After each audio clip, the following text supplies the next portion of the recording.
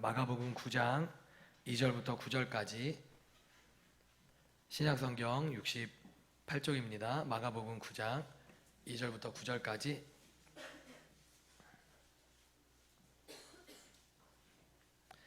저와 여러분이 함께 교독합니다.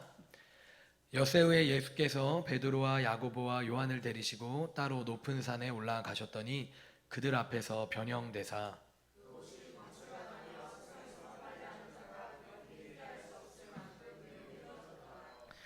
이에 엘리야가 모세와 함께 그들에게 나타나 예수와 더불어 말하거늘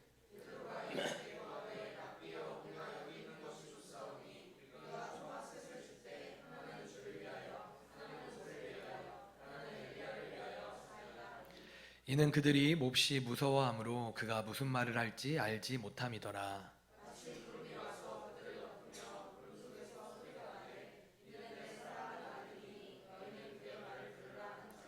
문득 들러보니 아무도 보이지 아니하고 오직 예수와 자기들 뿐이었더라.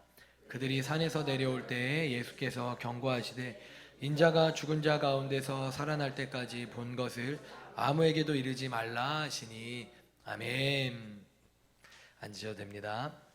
우리 여러분 함께 인사하겠습니다. 여러분 인사하기 전에 한 가지 광고 또 드릴게요. 오늘은요 점심이요 맛있게 삼계탕이 준비되어져 있습니다. 삼계탕이 1인당 1닭. 할렐루야. 그런데 이 삼계탕을요, 이 생닭을 50마리를 저희 교회에서 이제 매달 후원하는 우리 좋은 교회 우리 송영수 목사님께서 이번 주에 또 50마리를 이렇게 또 후원해 주셨어요. 그래서 우리 기쁜 마음으로 먹고 또 좋은 교회를 위해서 또 축복해 주시기를 바라고요. 또 먹을 때 저희 이번 주에 제주도 다녀와서 작은 그냥 오란게라 그러나요? 제가 그게 잘 모르겠어요. 과자 그거 한 봉다리씩 여러분들 또 드실 때 식후에 또 맛있게 드시면 될 것 같습니다. 자, 우리 인사하도록 하겠습니다. 같이 인사합니다. 자, 여러분 준비되셨습니까? 네, 좋습니다. 해봅니다. 여러분 어떻습니까? 좋습니다. 뭐가 그렇게 좋으십니까? 예수님 때문에 행복한 우리는? 자, 준비하시고요. 손을 더 준비하시고요. 우리의 사명은? 그러므로 우리의 사명은? 복음 전파! 할렐루야! 오늘 말씀의 제목을 같이 따라합니다. 내려오는 능력. 우리 한번 더 큰 소리로 따라합니다. 시작. 여러분 등산 좋아하세요? 너무. 그래서 우리 어르신들은 등산 좋아하시잖아요. 등산 좀 즐겨 하시는 분들. 우리 유춘성 권사님 역시. 그래서 우리 권사님 건강하신 거예요. 여러분 제가 이번에 운유한 교회 우리 문지덕 목사님 취임을 축하하러 제주도에 갔는데 또 아이들이 방학도 아니고 또 비용도 있고 그래서 아이들 놓고 갔어요. 저희 부부만 갔는데 그래서 화요일 날 올라왔는데 그동안 못 해왔던 버킷리스트 중에 하나가 한라산 등반이었거든요. 그래서 한라산 등반을 이번에 드디어 처음으로 해보게 되었습니다. 새벽 1시에 대화 나누고 마지막 날이니까 새벽 1시까지 대화 나누고 아침 일찍 등반을 해야지만 가능해서 6시, 5시에 일어나갖고 4시간만 자고 그리고 6시부터 등반을 시작했는데 내려오니까 11시 가까이 되더라고요.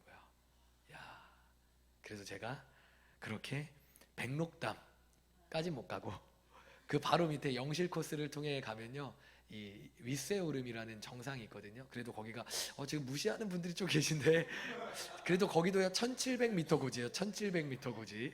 예, 한라산이 바로 뒤에 보입니다. 지금 좀 비웃으신 분들이 많이 계셔갖고 제가 증거를 한번 제가 사진으로 한번 자 보이시죠? 네, 저기 볼빨간 분은 누군지 잘 모르시겠지만 네, 저기 잘 모르시겠지만 윗세오름 1700m라고 저기 이렇게 있는 거예요. 저기까지 갔습니다. 그리고 다음 장에 보면요, 저 뒤에 있는 게 뭔지 아세요? 저게 백록담이에요. 저게. 그러니까 저렇게 가까이까지 갔다고요. 저희가. 저게 바로 백록담입니다. 그리고 감사한 건요 1년 중에 한 70일도 백록담이 제대로 안 보인대요. 근데 그 70일 중에 하루를 이렇게 아시는 분들이 이렇게 끄덕끄덕 해주셔서 감사해요. 네, 우리 한 장 더 넘기시면 근데 이 한라산 등반이요 저보다는 우리 사모님의 버킷리스트였어요. 그래갖고 저 위에 이렇게 설산에 올라가고 있더니 갑자기 막 굴르기 시작하는 거예요. 그래서 제가 진짜 이거 안 왔으면 큰일 날 뻔했구나. 네, 우리 마지막 장 그래서 이렇게 너무 아름답죠. 그래서 저희 이제 온유한 교회가 준비되어져 있으니까 여러분 우리 제주도에 가는 꿈도 한번 꾸고 우리 좋은 계획으로 한번 전교인 수련회를 한번 조만간 준비해 보도록 하시죠. 좋으시죠? 그래서 거기가 온유한 교회가 잘 준비되어져 있어 갖고요. 게스트룸이 따로 있고 또 옥상에 텐트 펴져 자도 되고 옆에는 감귤밭, 앞에는 마당, 불멍할 수 있는 그리고 옥상이 있고 옥상에서 올라가면요 이 서귀포에 있거든요. 앞에 서귀포 앞바다와 외돌개가 보이고 뒤로는 한라산이 다 보여요. 너무 좋죠. 저의 친동생 같은 존재이기 때문에 아주 저렴하게 갈 수 있으니까 여러분 우리 그렇게 한번 우리 전교인 수련을 한번 꿈꿔보도록 하죠. 가실 거죠? 좋습니다. 자, 오늘 말씀을 다시 한번 제목을 한 번 더 읽어보겠습니다. 시작. 다시 한번 내려오는 능력. 시작. 여러분 그럼 제가 갑자기 왜 이 등산 얘기를 하고 있냐면 이유가 있는 겁니다. 여러분 제가 질문을 드려볼게요. 등산은요 올라갈 때가 어려울까요? 아니면 내려갈 때가 어려울까요? 다시 한번 제가 질문하겠습니다. 등산은 올라가는 게 어려울까요? 내려가는 게 어려울까요? 약간 조금 엇갈리는 것 같아요. 자, 그럼 손을 들어서 한번 확인해 보겠습니다. 자, 등산 올라갈 때가 어렵다. 한번 손 들어 보시죠. 올라갈 때가 어렵다. 네, 좋습니다. 지금 손 드신 분들은 등산 초보. 자, 내려갈 때가 어렵다. 네, 정답은 내려갈 때요. 사실은 내려갈 때 하산할 때가 등산이 훨씬 더 어려운 일이라는 걸 등산을 제법 해보신 분들은요 알 수가 있습니다. 저도요 이번에 한라산에 올라가 보니까 그냥 사실 지식적으로 알았는데 근데 사실 저는 높은 산까지 막 긴 등산을 해본 적이 없어서 지식적으로 알았는데 올라가 보니까 알겠더라고요. 사실 힘이 든 건요 올라갈 때가 조금 더 이 터질 것 같더라고요. 허벅지가 올라갈 때 막 힘들긴 해요. 그런데 올라갈 때는요 그럼에도 불구하고 분명한 목표가 있더라고요. 그리고 올라갈 때마다 이 환경이 바뀌어지면서 아름다운 이 시선들이 풍경들이 보이니까 올라가는 이 재미가 있는 거예요. 그리고 분명한 목표가 있으니까 그렇게 올라가는 일이 그렇게 어렵지 않더라고요. 근데 내려갈 때는요 훨씬 더 미끄럽고 내려갈 때 잘못하면 바람나 잘못 디디면 올라갈 때는 그래도 위험함이 이게 좀 덜한데 내려갈 때는 진짜 위험하더라고요. 저도 한번 꽈당을 했어요. 내려가다가. 이게 진짜 내려가는 일이 훨씬 더 기술이 필요한 일이더라고요. 게다가 내려갈 때는요 지겹더라고요. 이미 목표를 달성해 버렸잖아요. 그러니까 이제는 내려가는 길은요 똑같은 산길만 내려가는 거예요. 똑같은 모습만. 아까의 그 올라갈 때의 기쁨이 사라지고 이제는 내려갈 때 이제 언제 끝나 이러면서 내려가다 보니까 올라가는 것보다 내려가는 것이 훨씬 더 어려운 일이라는 걸 제가 이번에 분명히 또 알게 되었습니다. 근데 여러분 우리의 인생은 어떻죠? 우리의 인생도요 사실 올라갈 때가 있어요. 우리의 인생 가운데. 그리고 인생도 내려갈 때가 있어요. 그렇다면 우리의 인생 가운데 올라갈 때가 쉬운가요? 내려갈 때가? 올라갈 때가 어려운가요? 내려갈 때가 어려운가요?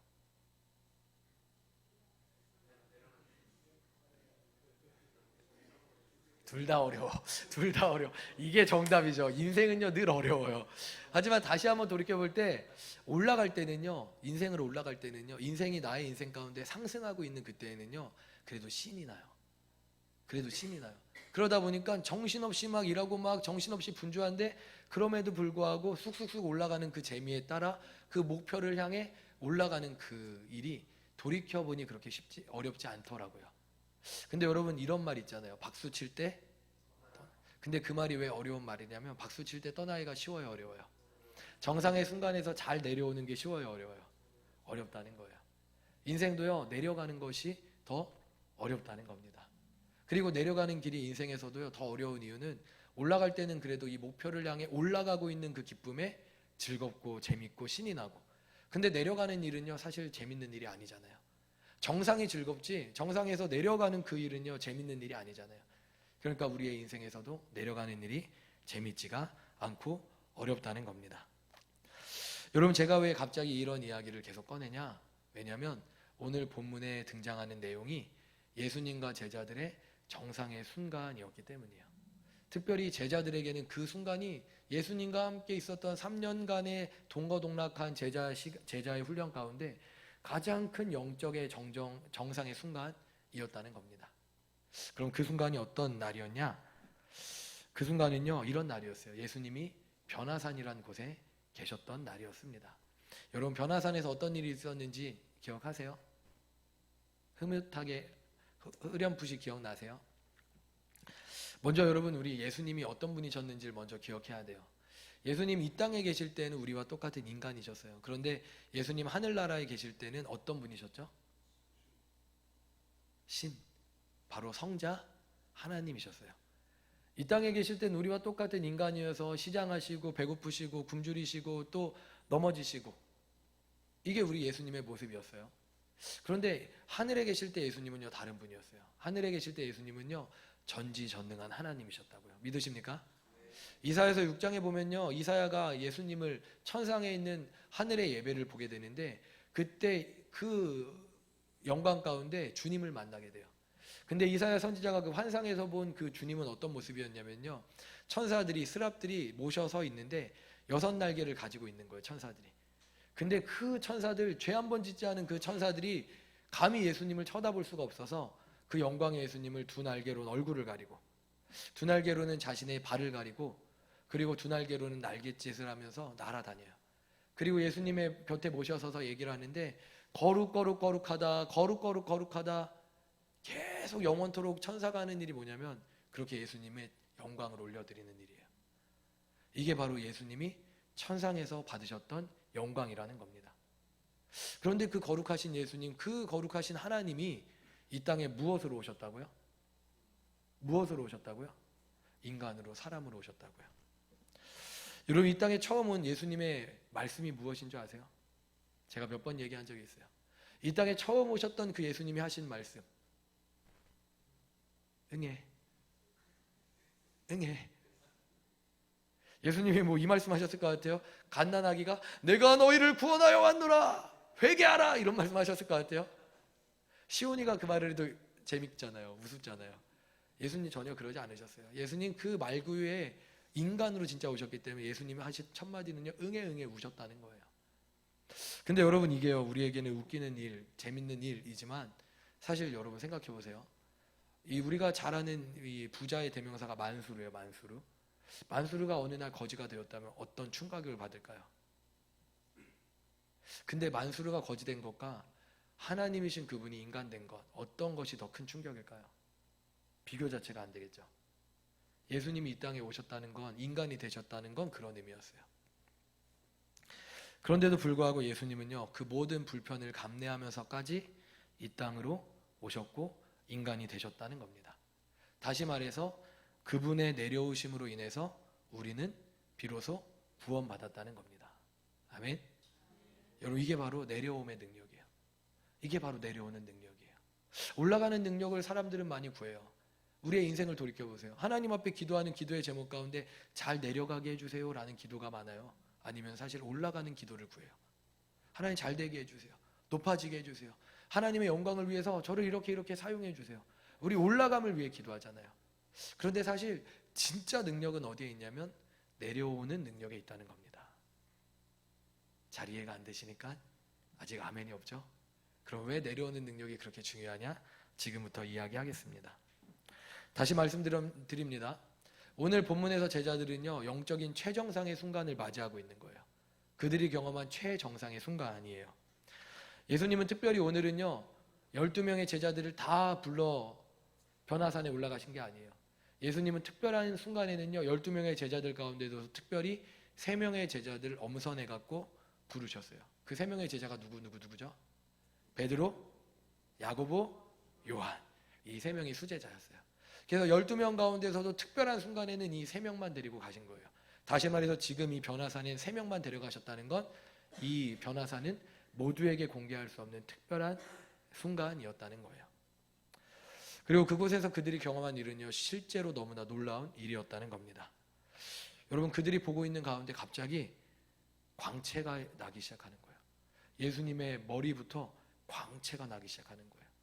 여러분, 옛날 이 성화, 고딕 시대, 중세 시대 성화 보시면요, 예수님 머리에 아니면 성자들의 머리에 늘 뭐가 있죠? 광채가. 여러분 제 머리 뒤에도 광채가 보이시죠? 보이세요? 네, 좋습니다. 제 기도를 더 많이 해야 돼갖고. 예수님의 머리에 그 전에 없었던 광채가 갑자기 그 변화산에 올라간 그때 광채가 막 나기 시작해서 예수님이 막 빛나기 시작하는 거예요. 그 순간 또 얼마나 놀랬겠어요. 그런데 그 순간 또 바뀌어지는데 뭐가 바뀌어지냐면 예수님의 입고 계셨던 옷이 휘어지는데 어떻게 휘어지냐면 세상의 사람이 빨래하는 빨래의 능력으로는 도저히 희게 할 수 없을 만큼 휘어지는 거예요. 옷은 광채가 나고 머리에선 광채가 나고 그리고 옷은 휘어지기까지 휘어지는 거예요. 이렇게 예수님이 변하셨어요. 이것만으로도 여러분 놀랍죠? 놀랍죠? 그런데 그 순간 갑자기 두둥 하고 예수님 양옆으로 사람이 2명이 딱 나타나요. 그런데 여러분 꿈을 꿔보면 이런 꿈 꿔보신 적 있을 거예요. 내가 분명히 처음 본 사람인데 그 사람이 내가 아는 사람이야. 누군지를 딱 알아요. 내가 분명히 처음 본 사람인데 내가 그 사람의 이름을 알든 내가 그 사람이 어떤 사람인지를 아는 그런 경험을 꿈에서 해보신 적이 있으실 거예요. 지금 베드로와 요한은요 처음 본 사람들이거든요. 그 두 사람이. 근데 처음 본 그 두 사람이 누군지를 정확하게 알겠는 거예요.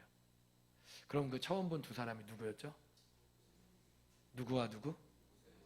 모세와 엘리야였다는 겁니다. 여러분 그럼 모세가 왜 갑자기 변화산에 등장했는지 아세요? 모세가 왜 그 순간 변화산에 등장했을까요? 정답. 왜냐면요 모세는요 하나님께 받은 율법의 대표였기 때문이에요. 구약 성경을 이루는 2가지의 기둥이 있거든요. 그 하나가 첫 번째는 율법, 두 번째는 예언이에요. 율법과 예언. 그런데 지금 모세가 율법의 대표로 예수님과 지금 대화하러 온 거예요. 그리고 엘리야는 좀 전에 말씀드렸죠. 구약 성경을 이룬 2가지의 기둥 중에 또 하나가 뭐라고요? 예언. 그래서 예언의 대표로 선지자의 대표로 지금 예수님 곁에 있는 거예요. 그렇게 예수님 자신들이 3년 동안 모셨던 스승 옆에 율법의 대표인 민족의 지도자 모세, 이 위대한 지도자 모세가 지금 자기 눈앞에 있고 그리고 이 선지자의 대표인 엘리야, 이 엘리야가 지금 자기 눈앞에 있는 거예요. 더 놀라운 거는 모세와 엘리야가 예수님 이렇게 대화했겠어요? 아니면 예수님 이렇게 대화했겠어요? 예수님 앞에 그렇게 오히려 머리를 조아리면서 예수님이 높은 분임을 나타내면서 그렇게 3명이 이 대화를 나누고 있는 거예요. 특별히 다른 성경에 보니까요. 예수님과 그날 엘리야, 모세가 예수님과 무슨 대화를 나눴냐? 예수님의 별세에 관하여 대화를 나눴다라고 기록되어져 있어요. 여러분 별세가 뭐죠? 예수님의 이 땅에서의 떠나가심, 죽으심에 대해서 그날 변화산에서 이야기 나눴다는 거예요. 지금 이 세 제자는요. 예수님을 섬기면서 수많은 영광의 순간들을 맞이했거든요. 병든 자가 고침받았고 귀신이 내어 쫓김받았고 심지어 죽은 자가 되살아났거든요. 이 모든 경험들을 했지만 오늘 변화산에 있었던 이 경험보다 더 놀라운 경험은 그동안 없었던 거예요. 예수님이 어떻게 모세와 엘리야랑 저렇게 대화를 나누시지? 예수님이 어떻게 광채가 나고 옷이 저렇게 휘어지지? 아니 근데 모세가 머리를 쪼아리고 엘리야가 머리를 쪼아리네? 이게 도대체 무슨 일이지? 예수님 따르길 잘했어. 진짜 이게 어떤 일이야? 완전히 진짜 영적인 최절정의 순간, 영적인 황홀경의 순간에 제자들이 있었던 거예요. 그래서 그때 베드로가요 나서기 좋아하잖아요. 이 세 분의 숭고한 대화를 깨트려 가면서까지 베드로가 다음과 같이 이야기를 합니다. 자기가 한 말이 무슨 말인지도 알지 못한 채 이렇게 이야기하는 거예요. 우리 5절 같이 있습니다. 5절 시작.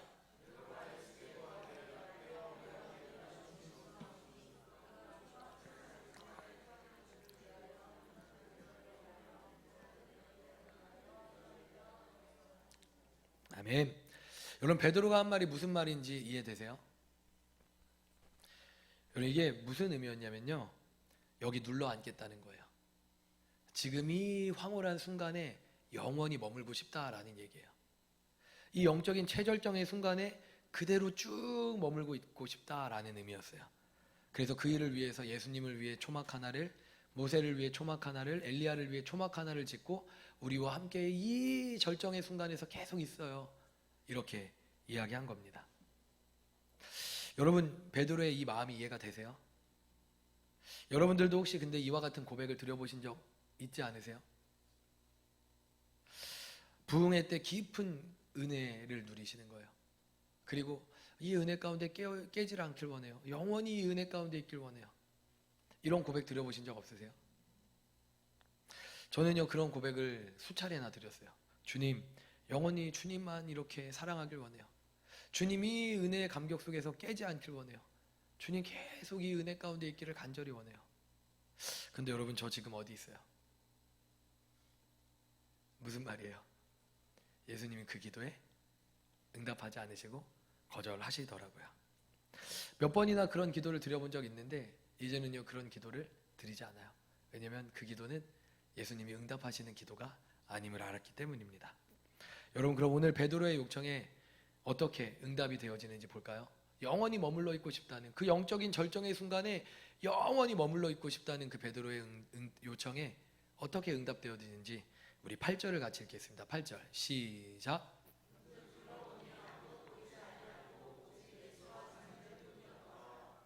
어떻게 됐어요? 사라졌어요. 베드로가 초막을 찍겠다고 하는 열심으로 영원히 이 놀라운 은혜 가운데 있길 원해요 라고 했는데 그 순간 뿅뿅 하고 사라진 거예요. 모세가 뿅 하고 사라지고 엘리야가 뿅 하고 사라지고 이제 남아있는 건 3년 동안 익숙하게 봐온 예수님과 야고보와 요한밖에 없는 거예요. 그런데 그 순간에도 여전히 제자들은요 이 영적인 황홀경에서 헤어나오질 못하고 떠나갈 생각을 하지 못하고 여전히 그냥 깨어있지 못했어요. 그래서 예수님이 그들을 향해 뭐라고 얘기하시냐면 이렇게 얘기하시는 거예요. 얘들아, 이제 내려가야 돼. 이제는 내려가자 라고 이야기하는 겁니다. 그럼 여러분 묻겠습니다. 왜 하나님은요 우리의 간절한 요청에도 불구하고 우리가 하나님과 깊은 교제의 순간에 머물러 있는 걸 허락하지 않으실까요? 여러분 한번 생각해 보세요. 하나님 편에서 우리에게 그 놀라운 은혜들을 부어주셨고 그래서 우리가 그 은혜 가운데 너무 기뻐갖고 하나님, 저는 이 은혜의 자리에 계속 있고 싶어요. 예수님과만 이렇게 있고 싶어요. 우리 이렇게 고백한 적 여러 번 있잖아요. 근데 왜 번번이 그 고백을, 그 요청을 거절하셨던 걸까요? 여러분 우리 한번 따라하겠습니다. 우리의 영적인 능력은, 우리 다시 한번 따라합니다. 우리의 영적인 능력은 내려올 줄 아는 데 있기 때문이다. 그래서 하나님이 우리의 응답을 거절하시는 거예요. 여러분, 하나님과 변화산 정상에, 예수님과 변화산 정상에 머무는 것 너무나 위대한 일입니다. 그러나 이걸 기억하셔야 돼요. 그럼 왜 예수님이 이 변화산의 은혜를, 이 변화산의 절정의 은혜를 우리에게 허락하시는 줄 아세요? 그 은혜 가운데 계속 머물러 있으라고? 그 은혜의 자리에 절정의 순간에 계속 머물러만 있으라고? 아니죠. 그 은혜를 주시고 나서 우리에게 무엇 하라고 하세요? 이제 내려가라고 하시는 거예요. 내려가면 뭐가 있는데요? 은혜의 자리가 아니라 뭐가 있어요? 세상이 있어요. 내려가면 사단이 판치는 세상이 있어요. 내려가면 우리가 이제는 그 싸움을 해야 되는 그 세상이 있어요. 변화산 정상에서는 주님과만 교제하고 있고 주님과만 머물러 있고 주님의 은혜만 있어서 너무 행복하거든요. 그런데 그렇게만 있고 싶은데 주님은요 우리에게 뭐라고 하시냐면 이 변화산의 은혜를 허락한 이유는, 이 절정의 은혜를 허락한 이유는 너희가 은혜를 가지고 내려가기 위함이라는 거예요. 여러분 이해가 되십니까? 그곳에서 경험한 은혜를 가지고 사탄이 판치는 세상 속에 내려가서 예수님을 증거하라는 것이에요. 다시 말해서 우리의 영적 절정의 순간은요 오히려 우리의 영적인 절정의 순간들은요 세상의 사람들을 다시 영적인 순간으로 올려쥐기 위해서 사용하기 위함이라는 거예요. 여러분 이해가 되십니까? 여러분 그러므로 우리는요 절정의 순간을 위해 지음받은 사람들이 아니에요. 우리는 정상의 순간을 위해 지음받은 존재가 아니라 오히려 그 정상의 경험을 가지고 내려가는 존재로 지음받았다는 겁니다. 그리고 우리의 실력을요, 이 영적인 실력을요 어디에서 우리가 나타내야 되냐면요 예수님과 함께 있는 그 자리에서 나타내는 자들이 아니에요. 우리는 그 실력을 이 세상 가운데서, 사탄이 팜치는 이 세상 가운데서 나타내야 되는 자들인 것입니다. 그러면 여러분 진짜 그리스도인은요 부흥회 때 은혜 받을 때 그 은혜 누리는 그리스도인이 진짜가 아니에요. 진짜 그리스도인은 뭐냐면요 그 은혜 가지고 사탄이 유혹하는, 사탄이 그 은혜를 빼앗아 가려고 우리 남편의 마음을 만들어 버리고 우리를 그렇게 시험하게 만들 때 그 자리에서 승리하는 그리스도인이 진짜 그리스도인이라는 겁니다. 여러분, 그럼에도 불구하고 우리의 마음은요 늘 그럴 때가 많아요. 우리는 이기적이어서 주님, 그냥 주님과만 머물고 싶어요. 주님과만 머물고 싶어요. 세상이 어떻게 되든 상관없이 그 산꼭대기 정상에만 있길 원해요. 우리 이렇게 얘기할 때가 많다는 거예요. 그러나 주님은 우리를 산꼭대기에 머물게 하지 않으십니다. 주님은 단호하게 그 일을 거절하세요. 그리고 거기서 내려오게 만드는 겁니다. 여러분, 우리 다 같이 9절 읽겠습니다. 9절입니다. 9절 시작.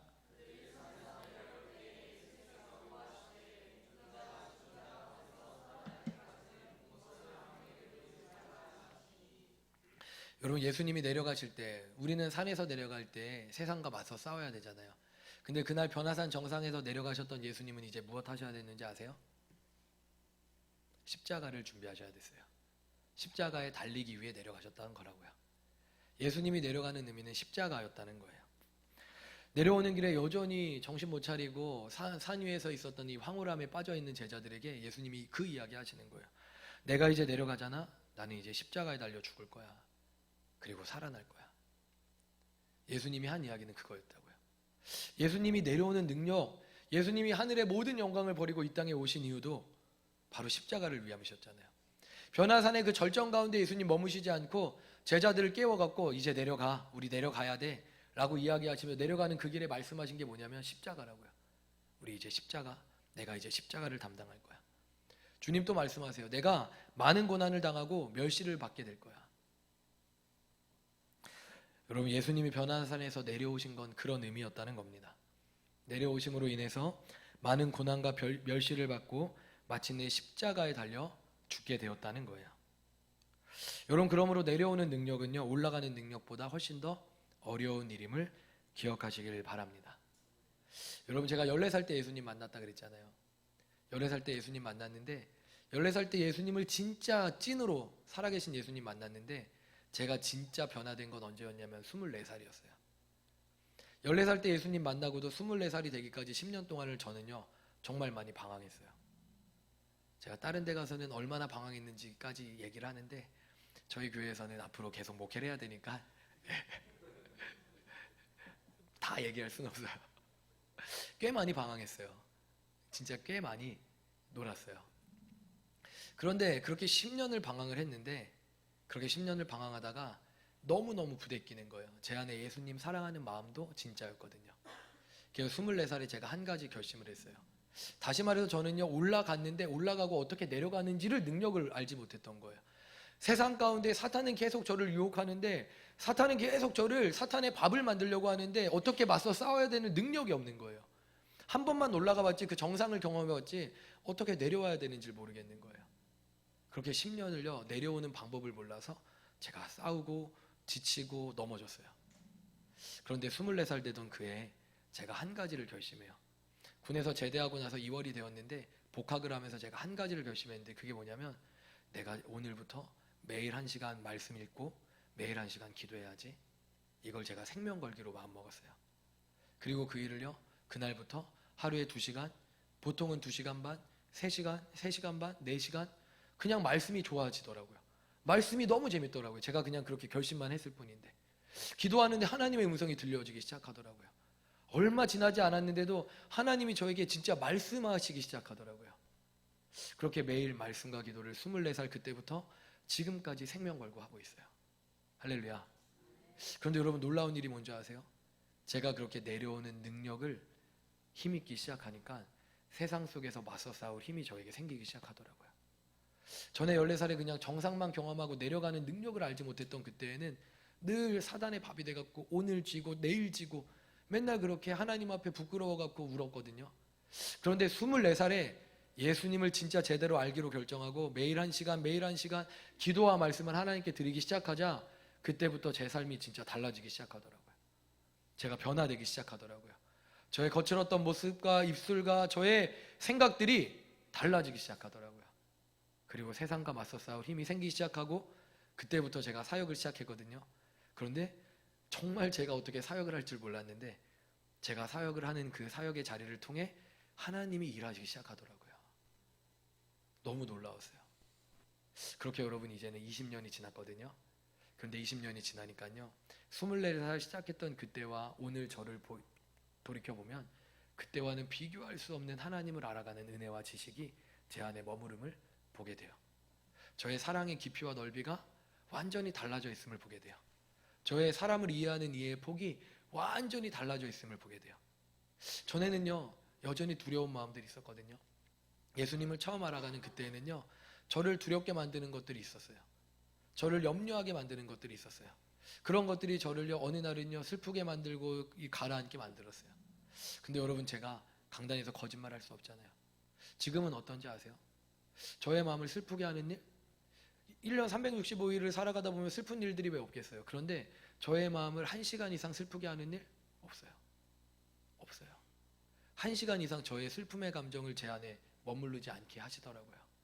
제가 내어 쫓는 게 아니라 하나님을 알아가는 제가 이제는요, 더 이상 그런 감정이 제게 머무르지 않게 하나님이 저를 성숙시켜 주시더라고요. 솔직히 말해서 1시간도 아니에요. 10분? 솔직히 10분 이상도 제 마음 가운데 슬픔을 지속하게 만드는 일 1년 중에 거의 찾아볼 수가 없어요. 확연하게 만드는 일 1년 중에 찾아볼 수가 없어요. 여러분, 놀랍지 않아요? 근데 이게 되더라는 거예요. 이게 가능하더라는 거예요. 근데 이게 언제부터 시작되었냐면 제가 내려오는 능력을 구하기 시작한 그때부터 시작되었다는 겁니다. 사랑하는 여러분, 우리의 영적 실력은요, 내려오는 능력에 있어요. 누구나 다 찬양할 때 은혜 받고 막 감격하여 눈물을 흘릴 수 있어요. 누구나 다 말씀 드릴 때, 부흥회 때 그 은혜에 따라서 막 하나님 예배하고 사랑할 수 있어요. 그런데 여러분, 돌이켜보세요. 그리고 다음에 부흥회가 올 때까지 또 여전히 머물러 있잖아요. 영적인 정상은 경험했는데 그리고 나서 어떻게 내려올지 모르잖아요. 실력이 없다 보니까 맨날 왔다 갔다 좌지우지하면서 사단이 이리 유혹하면 저리 가고 저리 유혹하면 저리 가버리고, 그러면서 하나님 어딨냐고 원망하고 1년 중에 계속 이 일들이 반복되어지는 그런 모습들 가운데 때로는 이겼다가 때로는 졌다가, 이게 우리의 모습일 때가 많잖아요. 근데 하나님이 우리를 그렇게 부르지 않으셨다는 거예요. 날마다 승리하는 그리스도인으로 부르셨다는 거예요. 우리의 마음 가운데 슬픔이 기숙하지 못하게 우리를 막으시는 그리스도인으로 부르셨다는 거예요. 우리가 이 세상 가운데 사탄에게 져서 사탄의 밥이 되어 사는 게 아니라 사탄에게 이겨서 사탄의 머리를 짓밟는 그리스도인으로 우리를 부르셨다는 거예요. 여러분, 믿으십니까? 믿으십니까? 그리고 그 일들을 위하여서 예배의 자리마다 은혜의 영적인 순간들을, 절정의 순간들을 우리에게 허락하신다는 거예요. 오늘도 우리는요, 이 예배를 통해서 영적인 경험을 해요. 영적인 절정의 순간에 올라가요. 그리고 그 다음에 우리 무엇 해야 돼요? 거기 머물러 있어서 주님과만 있는 게 아니라 다시 세상으로 가야 돼요. 여러분들의 가정과 여러분의 직장과 여러분들의 머무는 그 자리로 가야 돼요. 그리고 그 자리에서 진 그리스도인이 아니라 이기는 그리스도인으로 살아가야 되는 거예요. 여러분, 이게 바로 내려옴의 능력이에요. 이게 바로 내려오는 능력입니다. 여러분, 그래서 예수님은요, 변화산의 절정에 머물러 있지 않았어요. 예수님이 내려간다는 그 일은 무엇이었냐면 십자가를 지는 일이었는데, 하나님의 아들이신 그분이 멸시 천대를 받는 일이었는데, 예수님은 두려워하지 않으시고 절정에 머물러 있길 원하지 않으시고 다시 제자들과 함께 내려오셨다는 겁니다. 그리고 내려오셔서 십자가를 지셨다는 겁니다. 여러분, 이게 바로 내려오는 능력입니다. 그리고 이 내려오는 능력으로 인해 우리가 구원을 받았습니다. 여러분, 이 내려온 능력이 무엇인지 이해가 되시죠? 이해가 되시나요? 좋습니다. 오늘 말씀을 정리합니다. 제가 좋아하는 찬송 중에 찬송가 499장이 있거든요. 499장 뭔지 아세요? 저 장미꽃 위에 있을. 그런데 이 찬양을 한 번은 부르는데 1절, 2절 부르다가 3절을 부르는데 더 이상 못 부르겠더라고요. 그날도 참 영적인 절정의 순간에 있었거든요. 주님과 영원히 머물러 있고 싶었거든요. 그런데 3절을 부르는데 그 3절에 주님의 내려오라고 하는 그 부르심이 느껴져서 제가 더는 못 부르고 그냥 한참을 목 놓아 울었던 적이 있어요. 참 많이 서럽더라고요. 나는 정말 주님과 함께 있고 싶은데, 나는 주님과만 함께 있고 싶은데, 근데 주님은 그런 저를 등을 떠밀어서 아니야, 사랑하는 아들, 너가 이제는 내려가서 내가 준 이 은혜를 가지고 이 땅에서 힘내야 돼, 살아가야 돼, 승리해야 돼, 저에게 말씀하시더라고요. 여러분 3절 가사 한번 띄워주시겠어요? 3절에 이렇게 나와요. 밤 깊도록 동산 안에 주와 함께 있으려 하나 괴로운 세상에 할 일 많아서 나를 가라 명하신다. 그래서 우리 주님이 우리를 가라고 명하시는 거예요. 오늘도 우리를 변화산으로 불러 올리시고 이곳에서 주님의 은혜를 누리게 하시고 그리고 진짜 우리가 승부해야 되는 세상으로 다시 우리를 파송하시는 거예요. 믿으십니까? 그러므로 사랑하는 여러분, 우리 이 음성을 듣고 우리 세상으로 나아가기를 주님의 이름으로 축복합니다. 세상에 나아가는데 맨날 지는 그리스도인으로 힘없이 살아가다가 일주일 내내 졌다가 다시 여기 와갖고 잠시 힘없고 그 힘 가지고 하루 이틀 버텼다가 또 3일 지고 돌아오는 그리스도인이 아니라 오늘 우리가 내려가는 능력에 대해 배웠잖아요. 그래서 내 힘으로 일어날 수 없기 때문에 매일 말씀과 기도를 생명을 걸고 지키며 그렇게 하루하루 승리하며 살다가 다시 더 깊은 은혜 가운데 영적인 더 높은 변화산의 절정에 이르고 그리고 다시 내려가서 더 크게 승리하고 다시 또 올라와서 더 높은 절정에 이르고 다시 또 내려가서 또 더 큰 승리를 이루고 이런 승리의 삶이 우리에게 있기를 주님의 이름으로 축복합니다. 그리고 마침내 주님이 오시는 그날 우리 이제는 더 이상 내려가지 않아도 돼요. 그때는 영원한 절정에서 주님과 기뻐하게 될 거예요. 근데 그날이 오기까지 우리 계속 내려가야 돼요. 우리 잘 내려갑시다. 우리 내려오는 능력을 우리에게 분명하게 가지기를 주님의 이름으로 축복합니다. 우리 찬송가 499장 마지막으로 함께 1절부터 찬양하고 우리 함께 기도하겠습니다.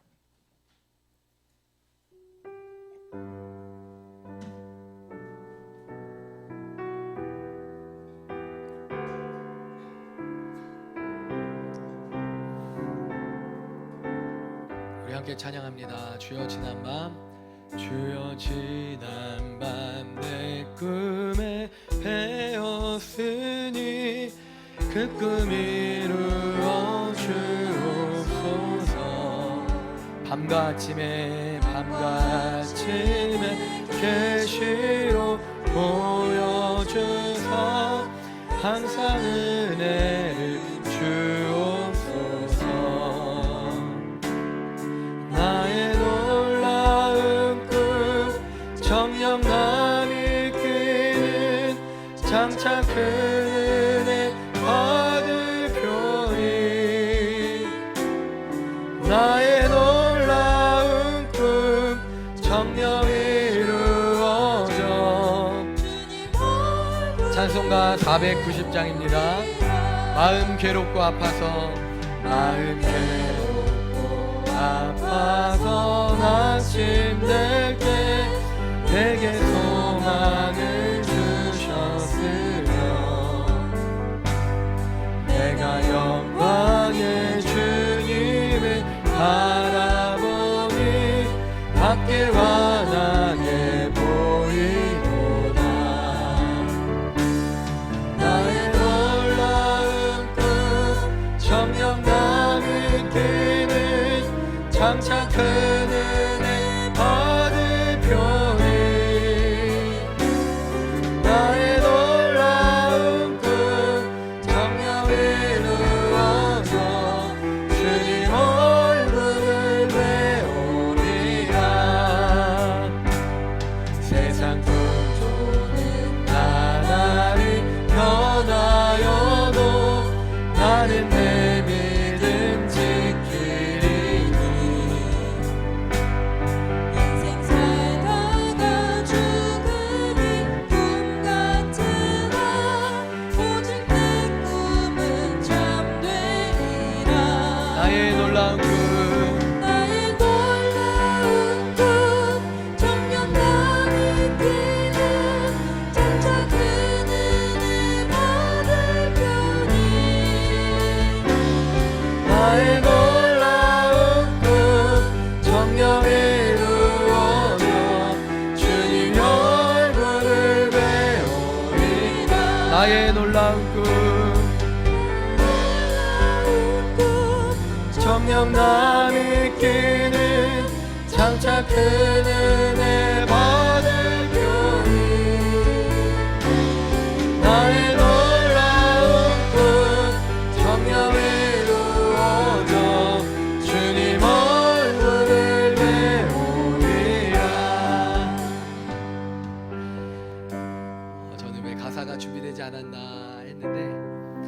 완전히 실수했네요. 제가 찬송가를 이야기해놓고 마지막에 이 찬양을 올려준 거예요. 우리 미디어 팀이랑 우리 정말 당황했을 텐데 함께 해주셔서 감사합니다.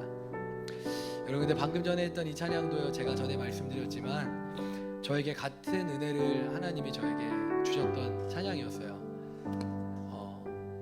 강원도에 스키장에 갔다가 전복되었던 그날, 그래갖고 아이들은 그냥 철없이 이렇게 그냥 수련회 하는 거다 이러면서 이렇게 이 계양병원에 10명 아이들이 함께 입원했던 그날, 그래서 주일이 되었는데 새벽 예배 이렇게 나갔는데, 그때 그냥 서러움에 북받쳐서 예배할 때 하나님이 이 찬양, 제가 그때는 즐겨 부르지 않았던 이 찬양을 저에게 부르게 하시면서, 그러면서 저의 마음을 위로하시고 그리고 저에게 소망을 주시더라고요.